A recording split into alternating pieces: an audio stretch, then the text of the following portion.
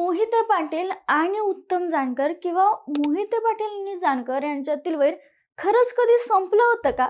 की 2024च्या लोकसभा निवडणुकीत जे काय घडलं ते फक्त विधानसभेतील किंवा त्यावेळच्या राजकीय तडजोडीपुरतंच मर्यादित होतं? कारण उत्तमराव जानकर यांच्या भूमिका सतत बदलताना दिसत आहेत. कारण बघा, माझा राग भाजपवर आहे 2019ला आम्ही दोघेही फसलो होतो, 6 महिन्यापूर्वीच माझा प्लॅन तयार झाला होता, असं विधान उत्तमराव जानकरांनी केव्हा केलं होतं? जेव्हा धैर्यशील मोहिते पाटलांना त्यांनी पाठिंबा दिला होता. खरं तर 2019 मध्ये भाजपकडून उमेदवारी न मिळाल्यामुळे राष्ट्रवादीत प्रवेश केलेल्या जानकरांना तेव्हाही पराभव स्वीकारावा लागला. त्यानंतर 2024च्या लोकसभा निवडणुकीत त्यांना भाजपकडून उमेदवारी मिळावी अशी जेव्हा अपेक्षा होती, तेव्हा मी भाजपमध्ये नसलो तरी भाजप अजूनही माझ्या रक्तात आहे, भाजपचेच विचार माझ्या रक्तात आहे, असंच विधान उत्तमराव जानकरांनी केलं होतं जेव्हा ते भाजपात प्रवेश करतील अशी चर्चा सुरू झाली होती. लोकसभा निवडणुकीत मोहिते पाटलांना मदत करून विधानसभा निवडणुकीत आमदारकी मिळवलेल्या जानकरांच्या मुलाला जेव्हा विधान परिषदेला उमेदवारी देण्यात आली नाही, तेव्हा परत हेच जानकर मोहिते पाटलांनी माझा केस आणि गळा कापला असं म्हणताना दिसतात. त्यामुळे एक प्रश्न उपस्थित होतो की कधी भाजपवर नाराजी, कधी राष्ट्रवादी सोबत जाणं, कधी मोहिते पाटलांना पाठिंबा, तर आता त्यांच्यावरच टीका. त्यामुळे सध्या जानकरांना नेमकं काय हवंय हा प्रश्न राजकीय वर्तुळात चर्चेचा ठरलाय. आणि महत्वाचं म्हणजे 30 वर्षापूर्वी सुरू झालेलं हे जानकर विरुद्ध मोहिते पाटीलचं राजकीय वैर पुन्हा एकदा नव्याने सुरू होण्याच्या मार्गावर आहे का? मोहिते पाटील विरुद्ध जानकर यांच्या वादाचा दुसरा अंक सोलापूरमध्ये अकलूजच्या राजकारणात सुरू होऊ शकतो का? या सगळ्याच घडामोडीवर पुन्हा एकदा नजर फिरवूयात. नमस्कार, मी संजना मध्ये आपलं स्वागत. उत्तमराव जानकर यांचे पुत्र जीवन जानकर यांना जिल्हा परिषदेच्या निवडणुकीत राम सातपुते यांच्या पत्नी संस्कृती सातपुते यांनी पराभव केला. त्यानंतर विधान परिषद निवडणुकीत जीवन जानकर यांनाच उमेदवारी मिळावी यासाठी उत्तमराव जानकर प्रयत्न करत होते. पण बैठकीत वेगळीच चर्चा झाली असं ते म्हणतात, तर धैर्यशील मोहिते पाटील म्हणतात की बैठकीत वेगळीच चर्चा झाली. शेवटी उमेदवारी वसंत नाना देशमुख यांना देण्यात आली. त्यानंतर धैर्यशील मोहिते पाटलांनी आपला शब्द पाळला नाही. वसंत नाना देशमुख यांना आपला पाठिंबा नाही असं म्हणत उत्तमराव जानकरांनी भाजपचे उमेदवार राजेंद्र राऊत यांना पाठिंबा जाहीर केला. आता बघा, खरं तर उत्तमराव जानकर हे भाजपमधूनच राष्ट्रवादीत आले होते. त्याच राष्ट्रवादीतून त्यांनी 2024च्या लोकसभा निवडणुकीत धैर्यशील मोहिते पाटलांना मदत केली होती, जे धैर्यशील मोहिते पाटील भाजपातून राष्ट्रवादीत आले होते. पण त्यामागेही राजकीय गणित होतं. कारण माळशिरसमध्ये निवडून यायचं असेल तर मोहिते पाटील घराण्याचा पाठिंबा महत्वाचा मानला जातो.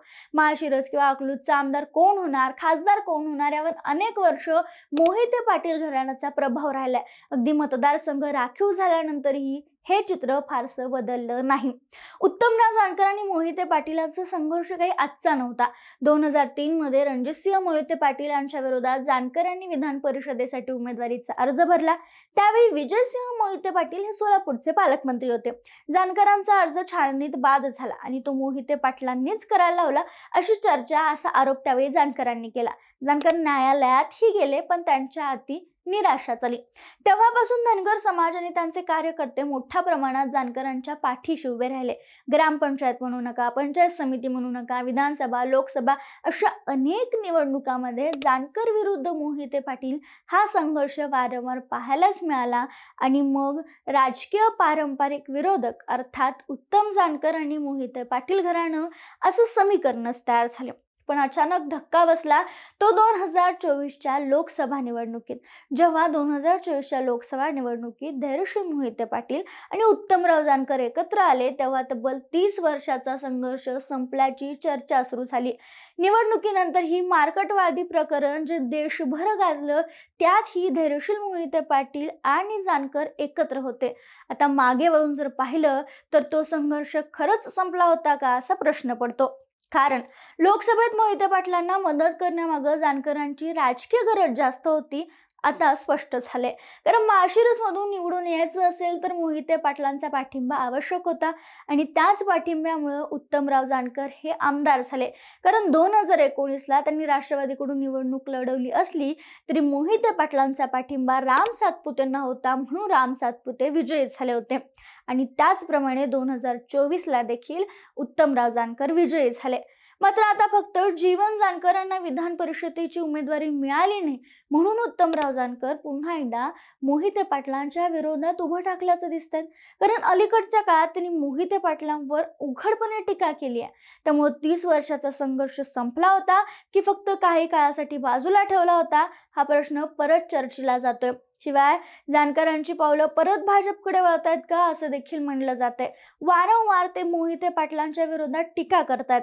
मागच्या लोकसभा निवडणुकीपासून पाहत आलोय मी मोहिते पाटील यांच्यासाठी विमानातून उडी मारून आलो तरीही माझ्यासोबत विश्वासघात केला. त्यांच्या कुटुंबात खासदार धैर्यशील मोहिते पाटील निर्णय घेतात आणि तो निर्णय फिरवणारी एक वेगळी यंत्रणा कार्यरत आहे. मोहिते पाटील कुटुंबात निर्णय घेणारी अनेक केंद्र झालेत, त्यामुळे देखील योग्य निर्णय घेतला जात नाही, घेतलेला निर्णय पुन्हा बदलला जातो असं म्हणाले जानकर. मग यावरून त्यांना नेमकं कुणाला सुचवायचं होतं हे काही स्पष्ट झालं नाही. एवढंच नाही तर विधानसभेला मी आमदार होऊ नये यासाठी मोहिते पाटलांनी वेगवेगळ्या गोष्टी केल्या. माझ्या विरोधात देवेंद्र फडणवीस यांच्याकडे जाऊन जातीचा दाखला रद्द करण्याची मागणी केली. जास्त काळ मोहिते पाटील कुटुंबासोबत कोणी राहू शकत नाही असंही जानकर म्हणाले. धैर्यशील मोहिते पाटलांनी माझा केसाने गळा कापला असंही जानकर म्हणाले. आणि ही सगळी विधानं ते एकतर्फीच करताना दिसून येत आहेत, कारण मोहिते पाटील अजूनही शांत आहेत. आता बघा, सध्या तरी विधानसभा निवडणुका झाल्यात, 2029ला तर पुन्हा होतील. तोपर्यंत पुलाखालून बरंच पाणी गेलेलं असेल, अनेक नवीन समीकरणं तयार होतील, जुनी समीकरणं बदलतील. मात्र पुन्हा एकदा काही काळापुरतं शांत झालेलं हे युद्ध नव्याने सुरू होणार का हा प्रश्न उपस्थित होतोय. मोहिते पाटील विरुद्ध जानकर या संघर्षाचा दुसरा अंक सुरू झालाय का याकडे सगळ्यांचंच लक्ष आहे. आणि विशेष म्हणजे एवढं सगळं होत असताना उत्तमराव जानकर धैर्यशील मोहिते पाटलांवर सातत्याने टीका करतायत, पण दुसरीकडे धैर्यशील मोहिते पाटील यावर प्रत्युत्तर देत नाहीयेत किंवा अजूनपर्यंत त्यांनी एकही मोठं विधान केलेलं नाहीये. त्यामुळे आता ते शब्दांनी नव्हे तर कृतीतून उत्तर देतील का, राजकीय पातळीवर पुढे जाऊन काही वेगळा डाव टाकतील का याची उत्सुकता वाढली आहे. मात्र या सगळ्या प्रश्नांची उत्तरं येणारा काळच देणार आहे.